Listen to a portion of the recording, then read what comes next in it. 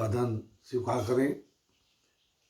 दैनिक लोक सदन के एडिटोरियल पेज पर मैं एडिटर सुरेश चंद्र रोहरा आपका स्वागत अभिनंदन करते हुए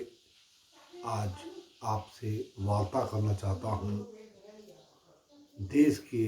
सबसे सरगर्म विषय, जी हाँ, भारतीय जनता पार्टी यह बात डंके की चोट पर कह रही है कि अब की बार 400 पार। मगर हम यह कहना चाहेंगे कि अब की बार भारतीय जनता पार्टी नरेंद्र दामोदर दास मोदी के नेतृत्व में 150 सीटों से नीचे। जी हाँ, इसी पर आज हम आपसे विश्लेषण करते हुए इस पर प्रकाश डालेंगे कि किस तरह अगरचे नरेंद्र मोदी और उनकी सरकार और उनके सारे चेहरे मुखौटे चीख चीख कर अगरचे यह कह रहे हैं कि अब की बार 18वीं लोकसभा समर में हमारे 400 सांसद लगभग जीत करके संसद की देहरी पर नमन करेंगे और हम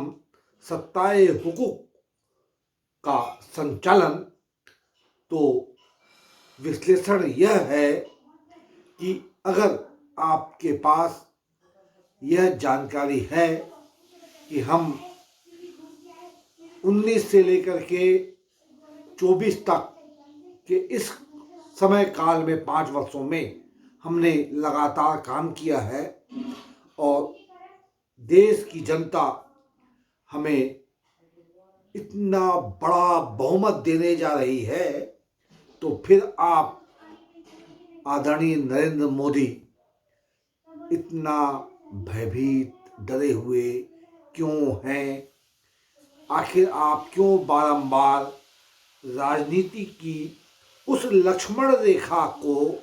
लांघ रहे हैं जिसे एक दफा आपसे आप ही के गुरुवर अटल बिहारी वाजपेयी ने प्रधानमंत्री रहते हुए कहा था कि राजधर्म का पालन करिए। याद करिए दोस्तों, वह समय काल जब नरेंद्र मोदी प्रधानमंत्री अटल जी के नेतृत्व में गुजरात में आकर के मुख्यमंत्री बनते हैं और फिर देश का वह बहुचर्चित कांड होता है जिससे पूरा देश अवाक था, दहल गया था और जिस तरह गुजरात का माहौल खराब हुआ था, एक वर्ग विशेष के कितने ही लोग मारे गए और पलायन कर गए, यह हकीकत है। तब ही तो अटल जी ने कहा था कि नरेंद्र मोदी जी, आप राजधर्म का पालन करिए। इस एक सेंटेंस में अटल जी का पूरा संदेश और नरेंद्र मोदी के उस दरमियान कार्यकाल में उनके कार्य पद्धति, कार्य व्यवहार का खुलासा हो जाता है। अब अगरचे हम आज कट्टू यहाँ आते हैं 24 के समय काल में और हम देखते हैं कि 10 वर्षों का समय नरेंद्र मोदी ने बिताया है, 2 कार्यकाल हो चुके हैं और एक तीसरा कार्यकाल अपेक्षित है उन्हें। और यही कारण है कि उन्होंने एक लकीर खींच दी है कि देश की जनता जो है वो हमें 400 सीटें देगी। यह आत्मविश्वास से भरा, गुरूर से भरा हुआ यह हुंकार भारतीय जनता पार्टी के नेताओं की अनेक प्रश्न चिन्ह खड़ा करती है, जिसका जवाब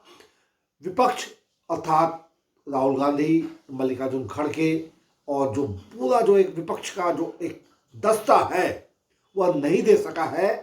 और हम एक तरह से आत्मसमर्पण करता हुआ दिखाई देता है हमें, तो कम से कम यही कारण है कि उसका जो जवाब आना चाहिए वह जवाब किसी ने भी विपक्ष के छोटे या बड़े नेता ने नहीं दिया जो मीडिया में चर्चा का सबब बन पाता। अब अगर हम इसे रेखांकित करें तो हम पाते हैं कि जो शख्स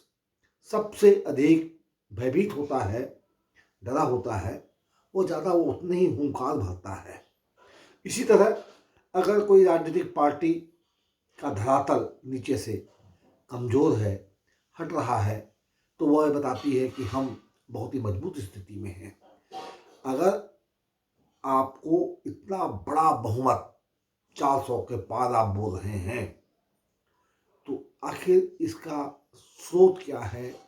इसका साक्ष्य क्या है, इसका सबूत क्या है, आप किस बिना पर यह ऐलाने राजनीति कर रहे हैं या फिर विपक्ष को और देश को भ्रमित कर रहे हैं, भयभीत कर रहे हैं कि देखो हम तो इतना आगे जाने वाले हैं। लेकिन हम यहाँ पर दोस्तों यह कहना चाहते हैं कि ऐसी कोई स्थिति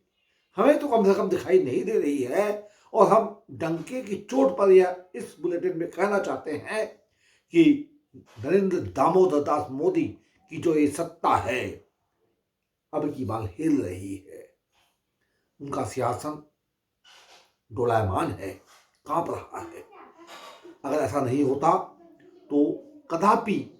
यह लाइन नहीं खींची जाती कि हम 400 पार जाएंगे। अगर आप 400 पार जा रहे हैं तो फिर आप वोट मांगने के लिए, आप विपक्ष के नेताओं को अपनी पार्टी में लाने के लिए इतना साम दाम दंड भेद क्यों कर रहे हैं? क्यों केजरीवाल हलाकान है, भयभीत हैं कि मुझे पकड़ करके जेल में डाल दिया जाए? वो आप सुप्रीम कोर्ट में अपील करते हैं, कहते हैं कि मुझे गारंटी दिया जाए कि मुझे गिरफ्तार नहीं किया जाएगा ईडी द्वारा, तब मैं सामने आऊँगा। तो यह एक भय का वातावरण नरेंद्र मोदी वर्सेस केजरीवाल के प्रकरण में अगर हम देखें तो साफ साफ दिखाई देता है। इसी तरह अन्य कई राजनीतिक शख्सियतों को जिस तरह भारतीय जनता पार्टी भयभीत करते हुए धीरे धीरे अपने सिंहासन को आगे बढ़ाने का प्रयास कर रही है, जिस तरह अनेक नेताओं को तोड़ दिया गया है, जिस तरह उन्हें अपने में मिला लिया गया है और मिलाने के लिए दबाव बनाया जा रहा है, उससे कम से कम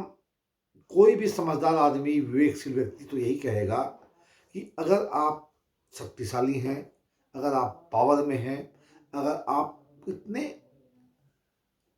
आपको ऐसा प्रतीत होता है कि हम सक्षम हैं, तो फिर आप दूसरों को क्यों ऐसा परेशान, हलाकान कर रहे हैं, उन्हें घेर रहे हैं, उन्हें दंड भेद के तहत अपनी पार्टी के मंच पर लाना चाहते हैं? क्यों क्यों क्यों? इसका कोई जवाब किसी भी मीडिया संस्थान में, किसी भी राजनीति के बड़े चेहरे के द्वारा नहीं दिया जा रहा है। ये जो सन्नाटा है, यह लोकतंत्र के लिए हम समझते हैं कि एक प्रश्न चिन्ह है और खतरे का एक आगाज है। हालांकि बीच बीच में राहुल गांधी खुल करके अपनी बात कर रहे हैं और जैसा कि आज ही उन्होंने कहा कि कांग्रेस के सारे खातों को फ्रीज कर दिया गया है और लगभग 30 दिन हो गए हैं।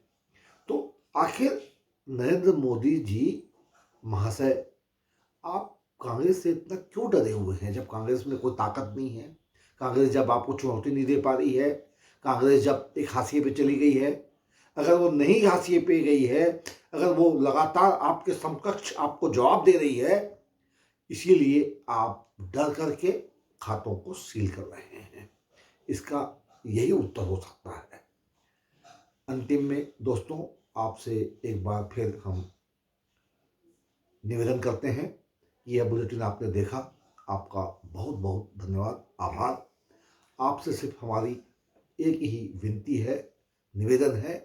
कि इस बुलेटिन को देखने के पश्चात हमारे चैनल को सब्सक्राइब कर लें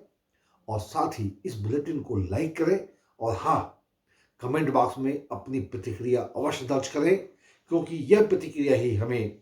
एक संकेत देती है कि देश की दशा और दिशा किस ओर जा रही है आम आवाम क्या सोच रही है, और उसी तर्ज पर हम कुछ फिर ऐसा बुलेटिन ला करके आपके सामने आते हैं जो एक फिर नई दिशा दे जाता है। धन्यवाद के साथ मेरा नमस्कार, नमन स्वीकार करें।